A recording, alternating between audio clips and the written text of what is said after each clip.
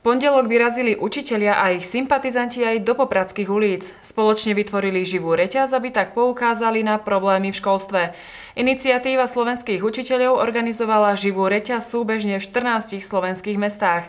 Nadviazali tým na ostrý štrajk, do ktorého sa v priebehu minulého týždňa zapojilo 6 popradských škôl. Približne 260 ľudí sa v Poprade v pondelok pochytalo za ruky a spoločne prešli okolo námestia. Sami sme prekvapení, ako naozaj sme netušili, že príde až toľko ľudí. Minulotýždňový štrajk organizovala Iniciatíva slovenských učiteľov. Vznikla v októbri minulého roka v Bratislave. Jej cieľom je poukázať na to, že školstvu chýba jednotná koncepcia riadenia a mzdy učiteľov sú dlhodobo pod priemerom Európskej únie. Toto je spontánna akcia, naozaj pustila sa informácia cez sociálne siete vonku a to, čo prišlo, tí ľudia tu prišli sami, lebo chceli. Na námestie prišli aj rodičia a študenti, ktorí by chceli zmenu v školstve. Hlavne je to akcia pre naše deti.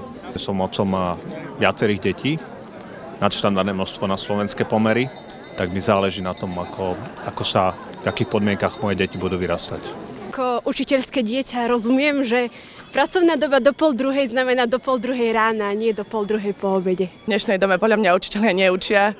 Učitelia len vypisujú papiere. Na učiteľov je brutálny tlak zhora. Ja to vidím v mojej strednej škole, kde učitelia jednoducho by veľmi radi sa stretli so mnou do obeda, po obede, hocikedy, len nemajú čas, lebo jednoducho majú porady, vypisovačky a zbytočné veci. Čo najviac trápi učiteľov v Poprade? Či učiteľ v Poprade alebo v akomkoľvek inom meste, v podstate je to asi stále o tom istom. Ide o to, že tá práca je veľmi náročná. Je to práca, ktorá si vyžaduje celého človeka a na to, aby to človek túto prácu mohol robiť, musí mať vytvorené adekvátne podmienky. Reforma je vždy len o tom, že sa na tom niekto nabalí a tí učitelia z toho nemajú nič. Takže jednoznačne systém, ako začať pracovať a teda z dola, nie od zeleného stola. S učiteľmi rozprávať a meniť systém. Na Slovensku štrajky a protesty nemajú veľkú tradíciu. Zaujímalo nás, či ľudia veria, že takéto akcie môžu pomôcť niečo zmeniť. Čím viacej týchto rozhovorov bude a vo všetkých mediálnych vystúpení, tak to môže len celej spoločnosti pomôcť.